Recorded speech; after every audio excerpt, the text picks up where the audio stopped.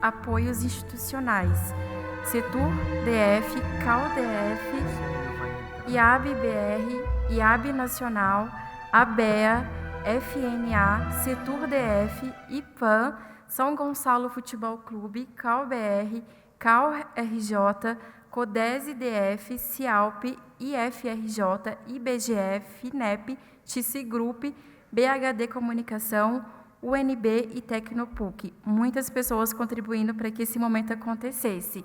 Queria aproveitar também para ressaltar que amanhã a nossa programação vai ser um pouco diferente e quem tiver interesse em participar do nosso City Tour, basta comparecer até o stand da Setur ou então localizar ali nas telas que estão no hall de entrada o QR Code e se cadastrar. Gostaria de convidar agora o professor Benny Schwarzberg, da UNB, para continuar o debate, né, desse dia sobre cidades e humanidades e contribuir também com a gente aí para o Fórum Mundial Niemeyer. Boa tarde, eu acho que já é quase boa noite, não é? Boa tarde ou boa noite para todas e todos aqui presentes.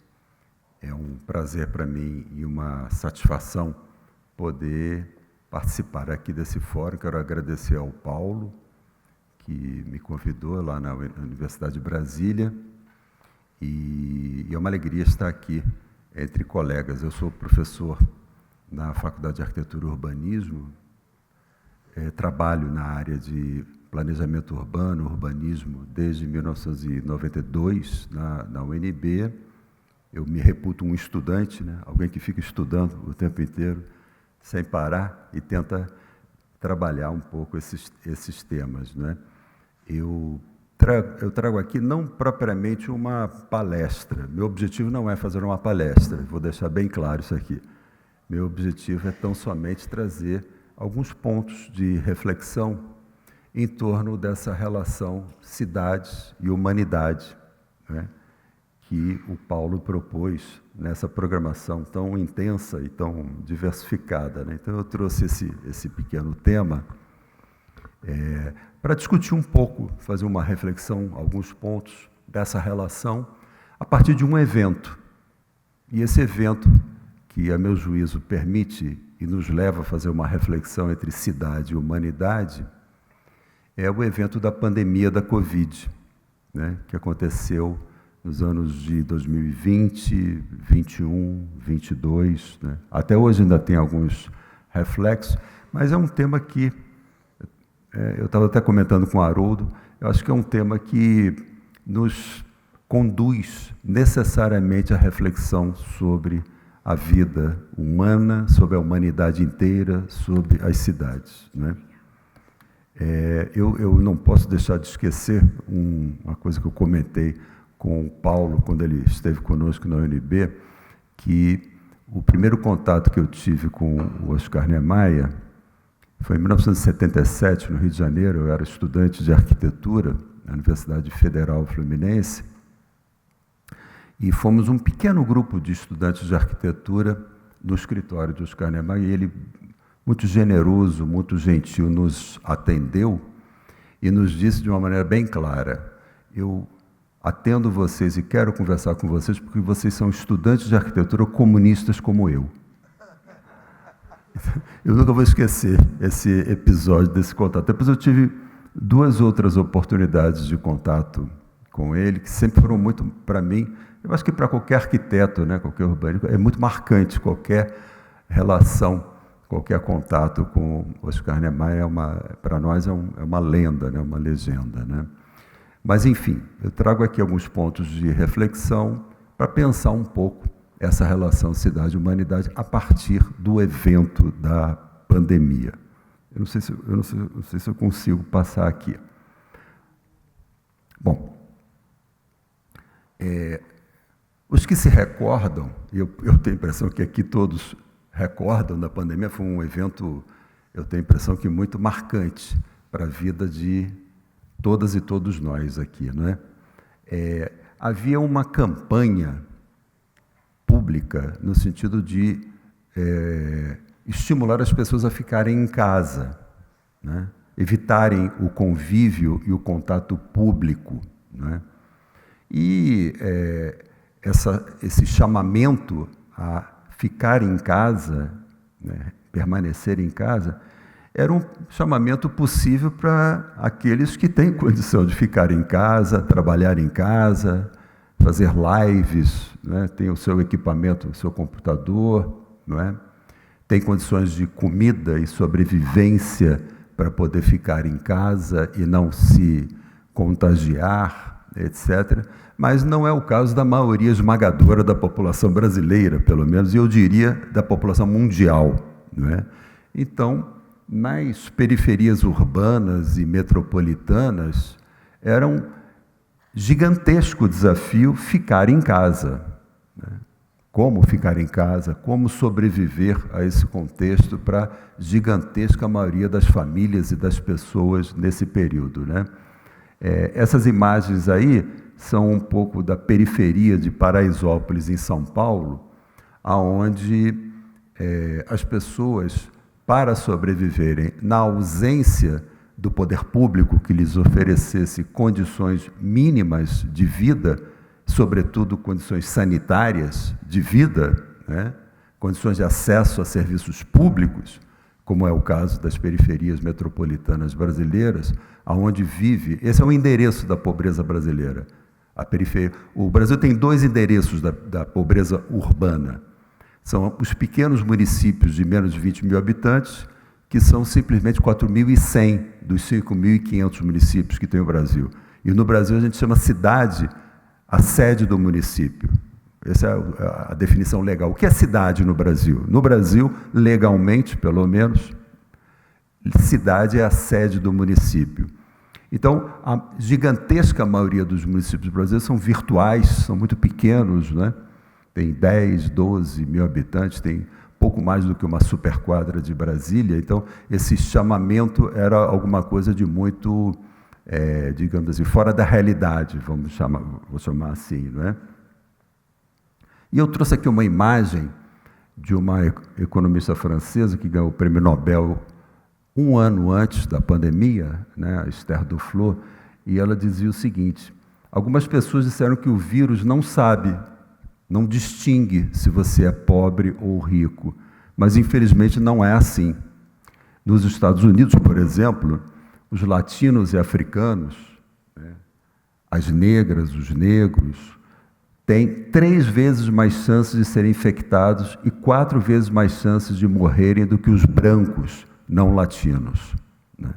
Então, a perversidade da nossa desigualdade social global na humanidade, e isso atravessa todos os países, infelizmente, esse grau perverso de desigualdade, né, não permitia com que a gente pudesse dizer que o vírus não escolhe brancos ou negros ou pardos, ricos ou pobres. Sim, era diferenciado, inclusive, o alcance e os impactos da pandemia. E eu faço esse comentário porque existe na história mundial uma tendência à demonização das cidades, no sentido de que as cidades são lugares de densidade, de adensamento, de aglomeração humana, não é? E a aglomeração e o adensamento têm uma tendência histórica de ser mal visto, de ser visto como o lugar da perdição, o lugar do vício, o lugar das doenças, da propagação das doenças.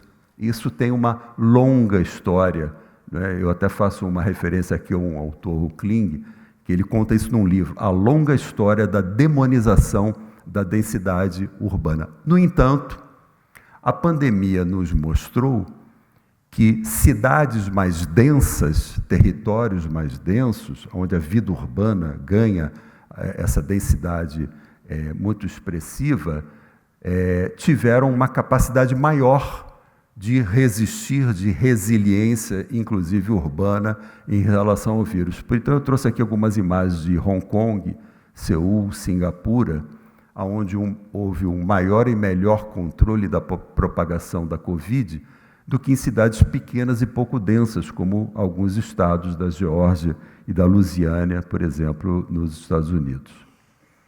Essa é uma imagem que, para mim, é muito marcante, porque exatamente 100 anos antes desta grande pandemia, que foi a Covid-19, houve outra grande pandemia no mundo, que foi a da gripe influenza, ou chamada a gripe espanhola. Essa é uma imagem do Rio de Janeiro, a minha cidade, né, de origem, não é? Aonde, e esse aqui é uma capa de jornal da época muito importante, a Gazeta de Notícias, né, de 1918, que dizia: o Rio de Janeiro, ou seja, o Distrito Federal, na época, é um vasto hospital.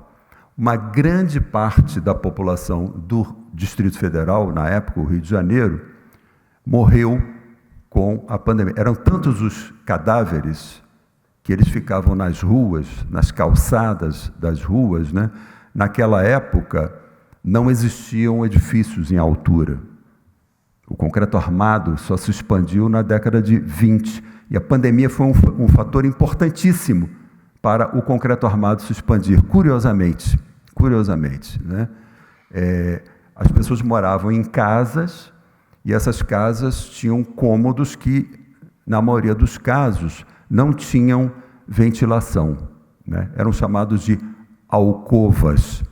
As pessoas que viviam enfurnadas no seu quarto eram chamadas de alcoviteiras, viviam nas suas alcovas, que eram aqueles cubículos, sem ventilação, sem aeração. E esse foi um dos fatores, inclusive, que facilitou a propagação do vírus, né, naquela ocasião. Então, boa parte da população foi eliminada pelo vírus da gripe espanhola, no Rio de Janeiro, em São Paulo, que sempre foram as maiores cidades brasileiras, né? Então, foi um vasto hospital, um vasto cemitério. E, curiosamente, praticamente um século antes, né?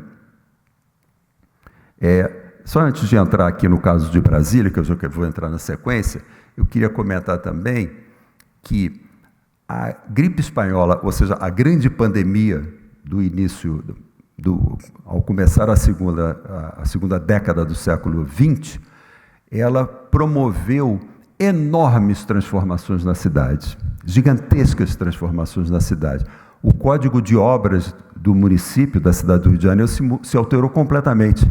Passou a obrigar a ter afastamentos entre as edificações, afastamentos frontais e laterais, passou a obrigar a ter ventilação em todos os cômodos. Os códigos urbanísticos, arquitetônicos, edilícios se transformaram fortemente em razão da pandemia. E eu diria mais, o tema do saneamento sempre foi um tema fundamentalmente mobilizador dessa disciplina chamada urbanismo, que os arquitetos tomaram para si como um campo de trabalho, um campo técnico, científico de trabalho, né? O urbanismo tem um vínculo desde a sua origem aos temas do saneamento, do sanitarismo, da sobrevivência e da vida das pessoas nas cidades, né? Então, esse é um tema que eu queria falar aqui hoje. Inclusive, o primeiro arranha-céu brasileiro surgiu exatamente na década de 20 no Rio de Janeiro, que é o edifício À Noite, que inclusive agora foi vendido e está sendo reformado, né? Foi o primeiro arranha-céu brasileiro com 22 pavimentos, em 1929. O segundo foi o edifício Martinelli, em São Paulo, com 30 pavimentos, 1935, 1936, por aí. Já concreto armado e tijolos, estrutura de concreto armado e tijolos. Bom, feito esse pequeno preâmbulo, eu queria só fazer uma passagem rápida aqui por o lugar onde nós estamos, aqui no Distrito Federal. Por mais que a gente esteja isolado da cidade aqui, nesse canto aqui, que eu acho que é bem um pouco distante desse conjunto da cidade. Aqui, essa imagem à esquerda mostra a origem do Distrito Federal, que foi a retirada de partes do território de 3 enormes municípios goianos, Lusiânia ao sul e Planaltina e Formosa ao norte e nordeste. Então, retirou-se daí, desses 3 grandes municípios, né, por um decreto do governador Pedro Ludovico, de Goiás, a pedido do presidente Juscelino, né, o pedaço de terra que veio a constituir os 5.000 1.800 quilômetros quadrados que compõem o Distrito Federal, que foi constituído exatamente a partir dessa gênese do concurso de 1956, né, vencido dos 26 projetos concorrentes, vencido pelo projeto do Lúcio Costa. Eu imagino que boa parte aqui dos presentes conhecem alguns dos importantes projetos de urbanismo que concorreram, né, o projeto do Rino Leve, o projeto dos irmãos M.M. Roberto e tantos outros importantes projetos que concorreram nesse concurso. Eu, pessoalmente, teria votado também no projeto do Lúcio Costa, né? Com toda a admiração que eu tenho pelo projeto dos irmãos M.M. Roberto e todos os outros demais, né? E essa imagem à direita mostra exatamente, né, a proposta, digamos, original, que não tinha a esquadra as 400, né? Tinha as 200, 100 e 300, e esse avião, que o Lúcio Costa delicadamente chamou depois de borboleta, né? Ele, por recomendação do júri do concurso, né, presidido pelo urbanista britânico William Holford, o avião baixou 500 metros mais próximo do lago, né? Originalmente, onde hoje é a rodoviária do Plano Piloto de Brasília, está hoje a Torre de TV. Curiosamente, os dois únicos projetos de arquitetura importantes, né, estruturais da cidade, feitos pelo próprio Lúcio Costa, né? A rodoviária do Plano Piloto, que eu reputo um projeto genial, dos mais geniais que eu conheço, uma interlocução de níveis e patamares que resolvem e articulam estruturalmente o cruzamento dos dois eixos de uma maneira genial, do meu ponto de vista. E o outro foi o projeto da Torre de TV, naturalmente inspirado na ascendência francesa, né, de Lúcio Costa, né? Então, o avião, ou a borboleta, né, aproximou-se 500 metros, e eu acho que foi muito feliz, né? A mim me pareceu muito feliz essa recomendação, além de tantas outras modificações que o plano de Lúcio Costa obteve. E uma coisa que me parece muito interessante é pensar, eu estava conversando um pouco antes da nossa vinda para cá, como Lúcio e Oscar eram grandes humanistas, né? Tinham uma essência de pensamento iluminista, muito humanista, e Lúcio defendia, isso está escrito, isso que eu estou comentando, está escrito no memorial do projeto do Plano Piloto de Brasília, né? Que ele pretendia uma cidade onde as diferentes classes sociais convivessem muito próximas umas às outras, né? Onde o mais humilde servidor de um ministério, o motorista, o ajudante, a servente, a copeira, ia conviver com os mais altos postos ocupados, né, em edifícios muito próximos. A única coisa que ia diferenciar um pouco seria o revestimento, o acabamento, a estrutura, né, do ponto de vista, né, da economicidade. Mas tinha uma visão, um pensamento muito humanista, que, infelizmente, ao longo dos anos, né, foi bastante suplantado por uma dinâmica que nós tivemos, sobretudo a partir de 1964, com o golpe militar e a implantação da ditadura militar no Brasil, em que o processo de segregação dessa cidade foi um processo que nós vivemos até hoje, né? Um processo de profunda desigualdade, profunda segregação e exclusão da maioria da população trabalhadora, das classes trabalhadoras da cidade, né? E chegamos a essa situação hoje. Hoje, a cidade Brasília metropolitana, que surge do gesto, né, do projeto vencedor de 1956, 57, ganha uma dimensão tal que vocês podem ver aqui o quadrilátero, né, do Plano Piloto de Brasília, certo? O plano está aqui, nessa região aqui, e ele é envolvido por um conjunto de 12 cidades em seu entorno imediato, que nós chamamos de área metropolitana de Brasília, que é uma extensão dessa Brasília metropolitana. Nós temos aproximadamente 3 milhões de pessoas que vivem aqui no quadrilátero. O plano piloto, estrito senso, restritamente o plano piloto, tem cerca de 200 mil habitantes, Asa Sul, Asa Norte, áreas centrais e tal. O conjunto do DF tem cerca de 3 milhões, e nós temos esse conjunto em torno de 1 milhão a 2 milhões de pessoas em volta, o que constitui da Brasília metropolitana a terceira cidade brasileira em população.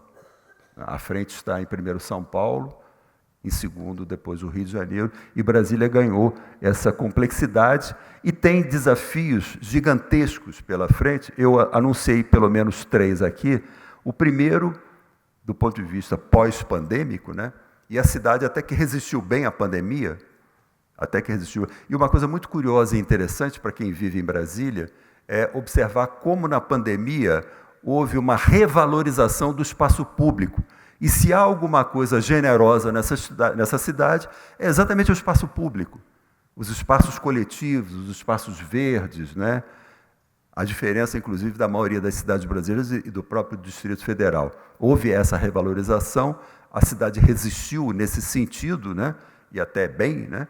E nós temos aí esses grandes desafios, que são o primeiro de democratizar o centro para a maioria da população em condições sanitárias de urbanidade, né? O centro de Brasília viveu e vive um processo relativo de esvaziamento. Só no setor comercial sul, que é uma área importante na área central, existem mais de 4 mil imóveis vazios, que não conseguem ser alugados. Fora, além de, na W3 Sul e outras regiões também na área central, um processo de esvaziamento, e me parece que, essa é a sugestão, né? Me parece que a democratização, a revalorização desse espaço, inclusive com atividades da economia popular, inclusive com a moradia popular, me parece que é um tema importante a ser recuperado. O segundo tema é descentralizar e desconcentrar os serviços de toda a cidade, da economia, dos empregos, né? É o que eu chamo aqui nesse mote, mais cidades e menos satélites, né? E o tema metropolitano, que é entender esta cidade nesse território, nesse conjunto metropolitano que nós vivemos hoje. Eu trouxe aqui mais algum conjunto de questões, mas tem muito detalhamento, e eu não vou seguir muito nele, eu vou passar direto para os pontos que eu acho mais importantes, né? O primeiro é que, além das medidas de emergência, né, são as medidas para se pensar o futuro das cidades, e da política urbana, né? Nós precisamos, fundamentalmente, do meu ponto de vista, modestamente, alterar um modelo de urbanização brasileiro, né, que é extremamente excludente e segregador, no sentido de cidades mais justas, equitativas, tudo aquilo que está no Brasil escrito no chamado Estatuto da Cidade, a Lei Federal 10.257, que é uma conquista, né, de toda a cidadania, e na qual arquitetos e arquitetas urbanistas lutaram muito, desde o Seminário do Quitandinha, o Seminário de Habitação e Reforma Urbana de 1963, né, lutaram muito para que o Brasil tivesse um outro marco jurídico, arquitetônico, urbanístico, que desenvolvesse cidades melhores, mais bonitas, mais justas e mais solidárias, né? Então, nesse sentido, que cidades mais agradáveis de se viver e que respeitem e valorizem o meio ambiente, tal como, por exemplo, foi pensado no Plano Piloto de Brasília, né? Onde esse convívio entre as áreas verdes, né? A relativamente baixa, uma superquadra tem 15% de ocupação. Em geral, tem 11 blocos e tem 15% de taxa de ocupação. Então, é uma generosidade de espaços de convívio coletivo, né, saudáveis, né, nesse sentido, muito importante. Bem como as questões ligadas ao modelo de desenvolvimento da cidade. Eu até, quando cheguei aqui, encontrei aqui os colegas discutindo questões vinculadas à mobilidade, né, onde nós temos esse modelo de mobilidade motorizada e individual, de muito baixo respeito ao transporte coletivo, sobretudo aos modos ativos, etc. e tal, né?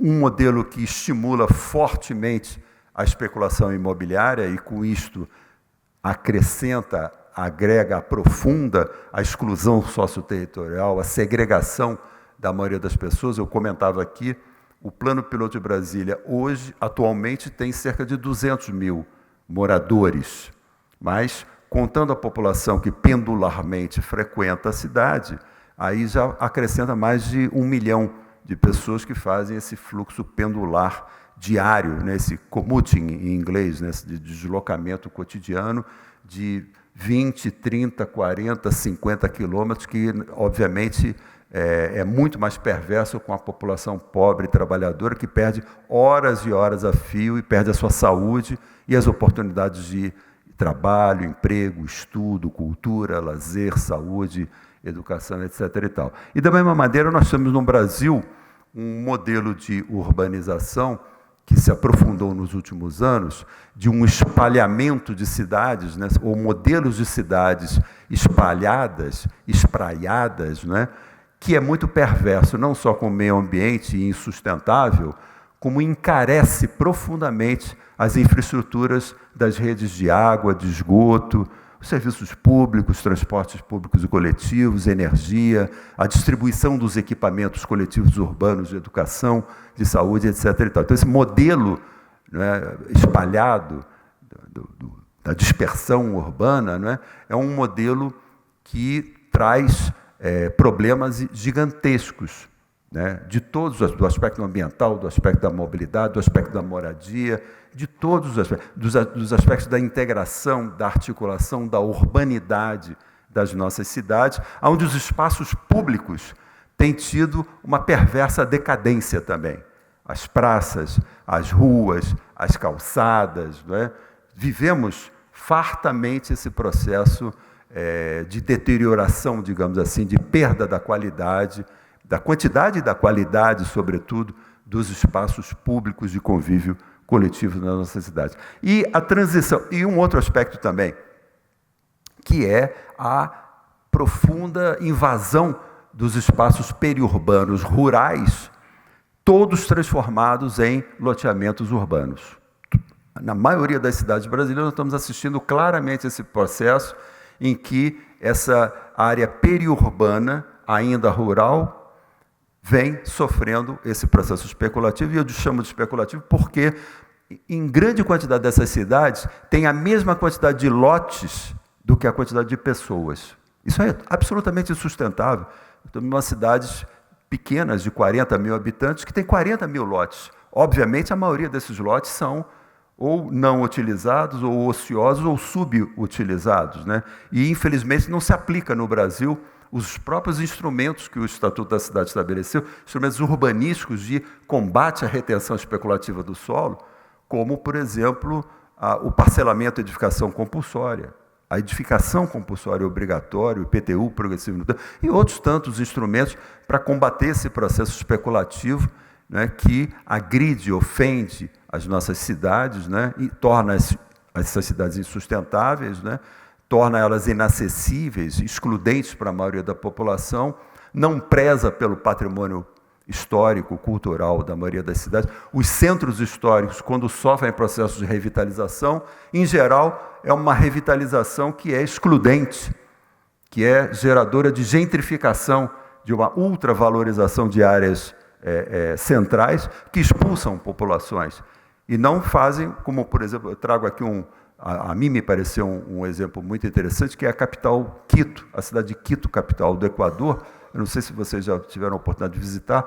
Houve, claro, muitos investimentos, inclusive de fluxos internacionais, mas que a revitalização do casco histórico, do sítio histórico da cidade, manteve a maioria da economia popular, a maioria das habitações populares, né, de pequenas famílias, ou mesmo de famílias grandes, mas vivendo e convivendo com turistas e pessoas das mais diversas classes sociais, porque, afinal, a cidade é o lugar da diversidade, da convivência, do convívio, da urbanidade, que é essa fruição coletiva, né, de todos os espaços públicos. Eu gosto muito do termo cunhado pelo filósofo francês Henri Lefebvre, que é o direito à cidade. Ele diz que o direito à cidade ele é a união de 3 direitos fundamentais. Primeiro, o direito a usufruir da riqueza coletiva da cidade. E ela envolve a moradia, a habitação, o transporte, o saneamento, o meio ambiente, tudo que é equipamento da cidade, tudo que é serviço, infraestrutura. O direito a todos e todas usufruírem os espaços da riqueza produzida na cidade. O segundo é o direito a celebrar a vida, é o direito à festa. A festa é a celebração da vida. E a cidade é, historicamente, o lugar da celebração da vida, da convivência, da fruição coletiva, desse convívio, dessa oportunidade de viver coletivamente, etc. Não é? E o terceiro é o que ele chama do direito à política. E o direito à política, para o Lefebvre, é no sentido dos gregos. A política, com P maiúsculo, né, significa o direito a discutir os rumos da polis. O que é a política? É a discussão dos rumos da polis.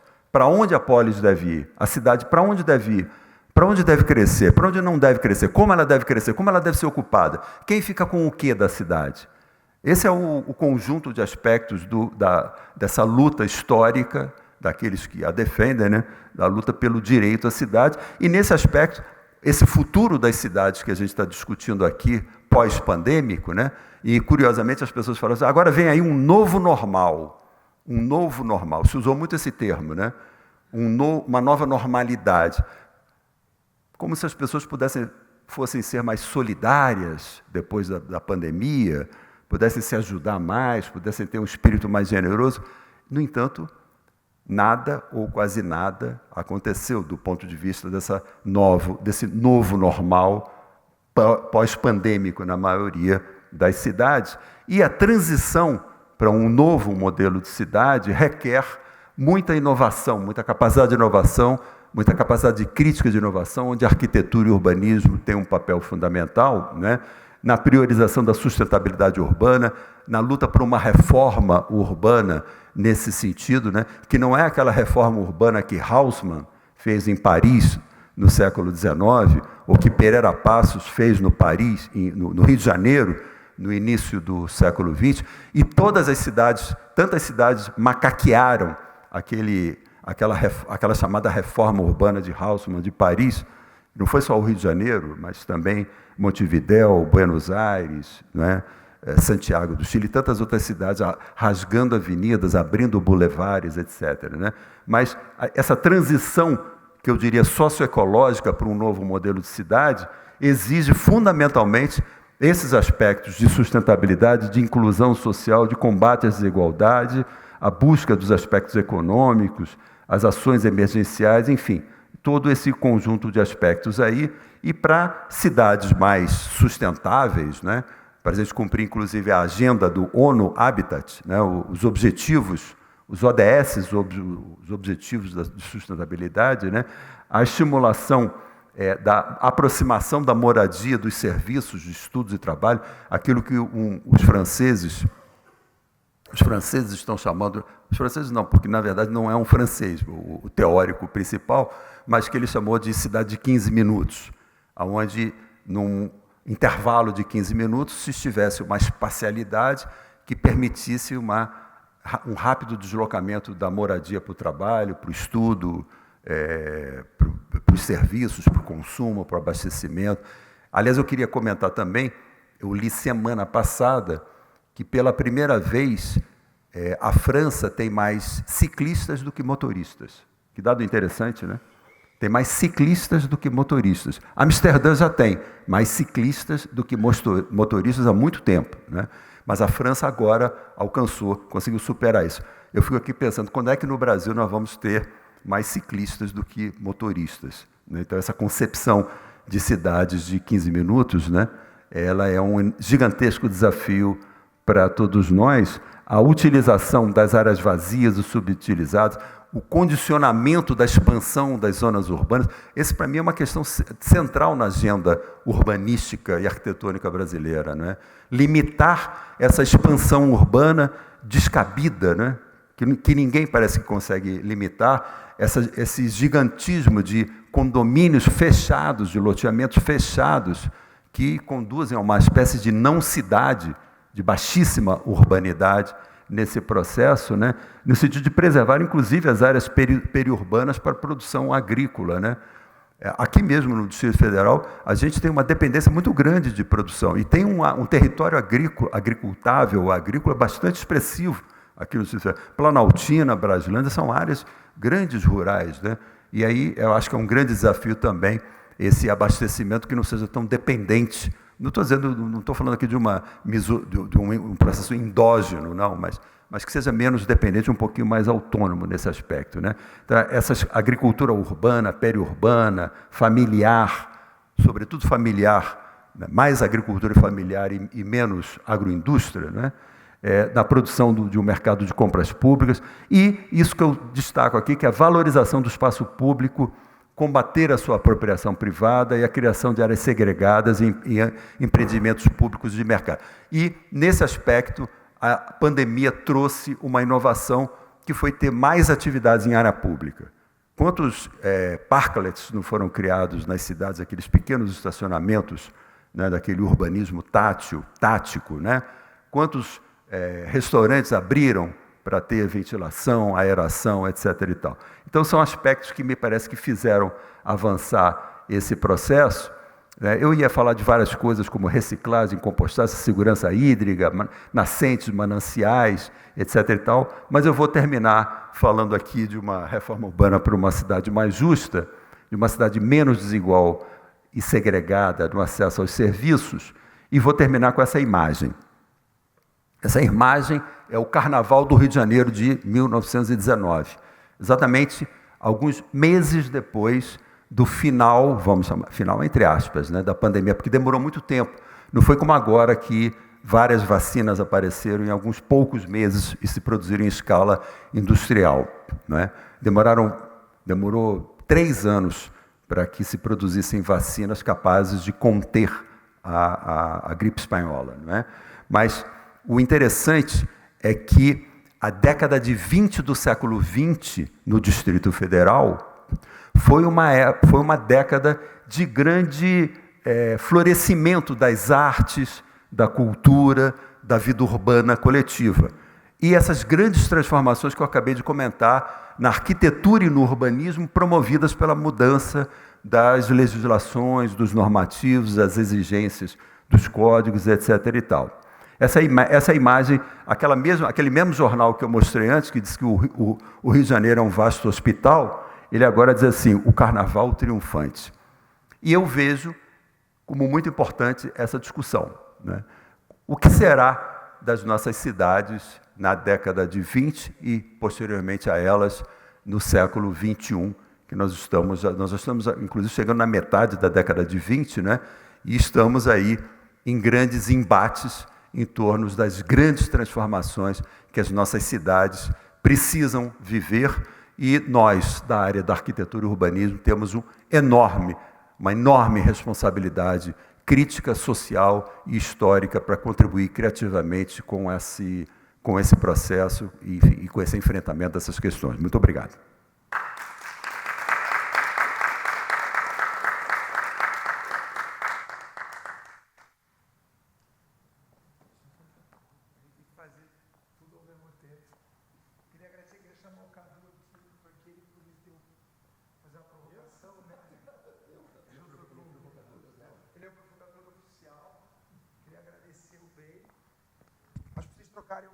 Eu sentei aqui para... Na verdade, eu combinei com o Cadu da gente fazer para fechamento, né? O Cadu é nosso urbanista e amigo e parceiro do Instituto. Conselheiro, provocador oficial. E acho que se é só tirar um debate, se vocês quiserem também.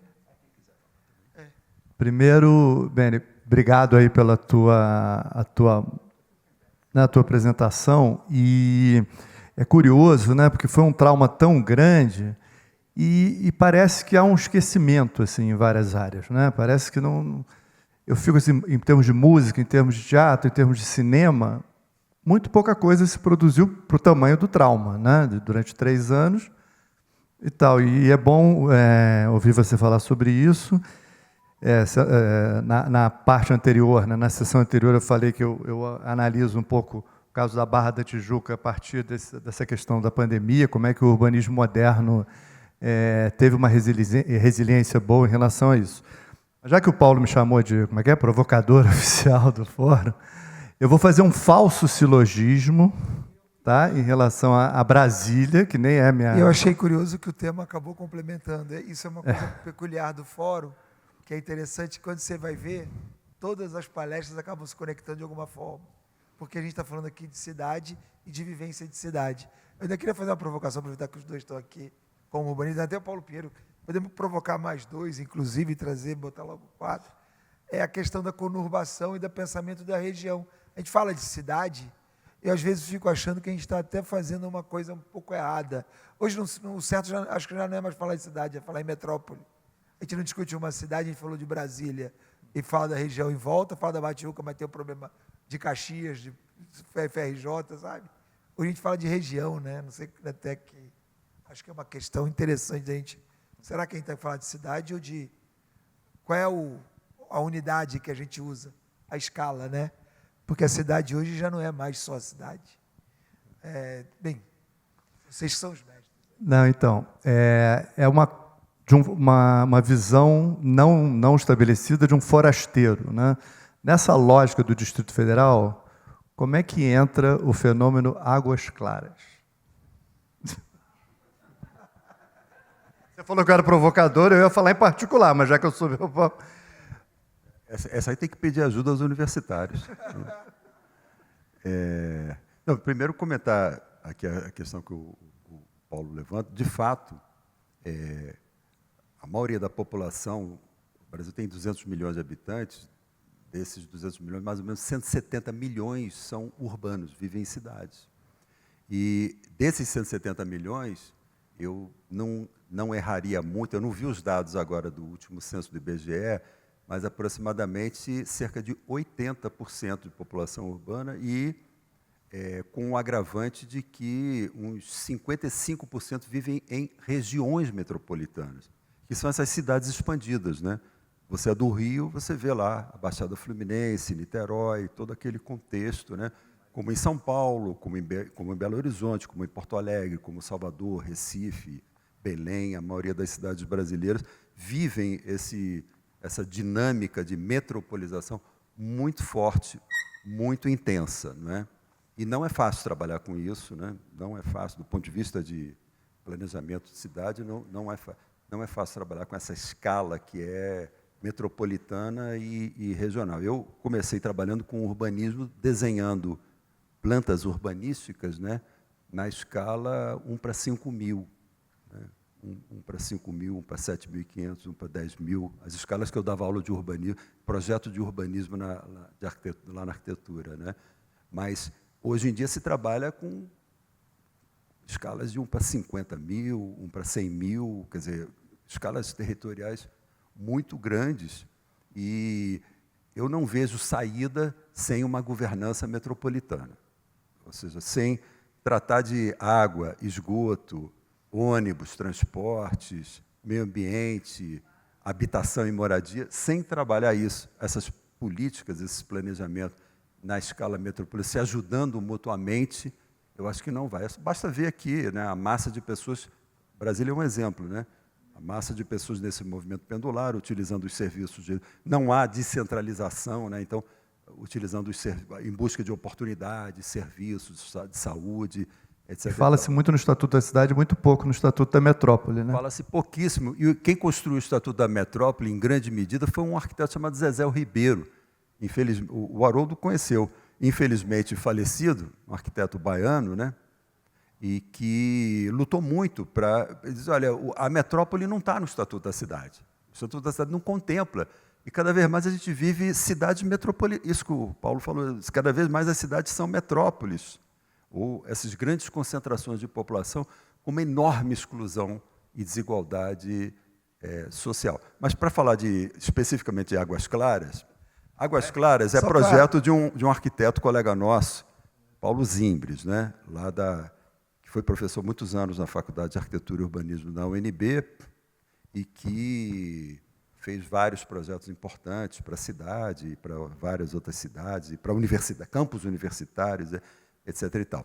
E Águas Claras, no projeto que eu conheci, projeto de Paulo Zimbres, Geraldo Nogueira e uma turma grande, ele não tinha ainda o nível de verticalização das torres que Águas Claras tem hoje, no projeto original, que era um projeto muito mobilizado pela passagem do metrô, né? Ele tem um urbanismo que lembra um urbanista chamado Arturo Soares Mata, que era um precursor do que ele chamava da teoria da cidade linear. Né? Né? Brasília é um pouco cidade linear, é um pouco Ebenezer Hall, é da Cidade Jardim, é muito de Le Corbusier, mas ele, na minha opinião, bebe em muitas fontes de inspiração urbanística, né, de modelos de cidade. Mas, especificamente, Águas Claras, houve e está havendo muitas transformações do ponto de vista da sua verticalização, do seu adensamento, para alguns, como eu acho, excessivo, para outros não, porque gera um grau de otimização da infraestrutura maior, não é? Mas que tem problema. Aqui, quem é de Brasília sabe muito, muito melhor do que eu que existem 1000 problemas de mobilidade, de transportes cotidianos na população que mora em Águas Claras. Que ela hoje já é, se eu não me engano, depois de Ceilândia, Samambaia e Taguatinga, a terceira densidade e população do Distrito Federal. Mas houve essa verticalização, na minha opinião, excessiva, e que eu acho que não pode ser imputada ao Paulo Zimbres, ao Geraldo Nogueira e à turma que trabalhou, porque, ao longo do tempo, a cidade não é ditada pelas regras do urbanista, do autor, mesmo que ela seja autoral, que ela tenha uma concepção original, né? Mas ela vai se transformando por força das pressões do interesse imobiliário e que vai mudando as normas urbanísticas, os parâmetros urbanísticos, e isso vai atropelando, né? Fora os modismos arquitetônicos, né? Enfim, a má qualidade arquitetônica que, em geral, impera, infelizmente, né? Mas isso tudo faz parte das lógicas de mercado imobiliário. Então, Águas Claras vive problemas muito difíceis, muito complicados nessa relação. Mas, eu quero terminar por aqui, ainda há uma forte concentração de oportunidades de trabalho, emprego e melhores serviços no Plano Piloto de Brasília, cerca de 48%, 49% ou coisa assim, e a maioria da população vivendo nesse commuting diário. Mas há também tendências à maior autonomização também. Então, a gente já começa a perceber, por exemplo, um dado muito concreto, as viagens de ônibus entre Taguatinga, Ceilândia e Samambaia, internamente entre essas três, que é um polo regional, hoje já são em número maior do que a viagem delas para o Plano Piloto de Brasília. A viagem, tradicionalmente, a gente sempre imagina, não, todo dia tem esse commuting, né? As pessoas acordam, fazem um deslocamento, 40, 30 quilômetros, etc. Hoje já existe uma dinâmica de viagens internas, intercidades satélites, né? Eu não gosto de chamar, com todo respeito ao Lúcio e ao inventor do termo de cidade satélite, eu não gosto muito desse termo, né? Mas já existe um processo de crescente autonomização, das pessoas viverem cada vez mais dentro daquela dinâmica. Isso não impede a necessidade de democratizar o centro, né? Mas, necessariamente, é um processo de descentralização que é muito importante. Eu tenho colegas meus que dão aula de arquitetura na Católica em Taguatinga, que tem alunos de arquitetura da Católica de Taguatinga que nunca pisaram no Plano Piloto. Alunos de arquitetura da Católica de Taguatinga nunca pisaram no Plano Piloto. A vida deles é uma vida que está, vamos dizer assim, limitada ou circunscrita a um outro perímetro urbano. Isso, para mim, é um fator interessante, é algo para a gente pensar. É algo para você pensar. Você é tão carioca quanto eu, você sabe, tem pessoas que nascem, crescem, casam, trabalham e morrem e não saem de Copacabana. Tem pessoas, Copacabana é um bairro que tem tanta autonomia, é um grau de autonomia tão grande em Copacabana, né, uma densidade também gigantesca, que tem pessoas que não saem de Copacabana para nada. Eu tinha um tio confirmando o que você está falando, que ele falou assim, minha única lástima é que eu sei que eu vou ter que sair de Copacabana na hora de morrer, porque o cemitério é em Botafogo. Se tivesse em Copacabana, ele queria ser enterrado em Copacabana.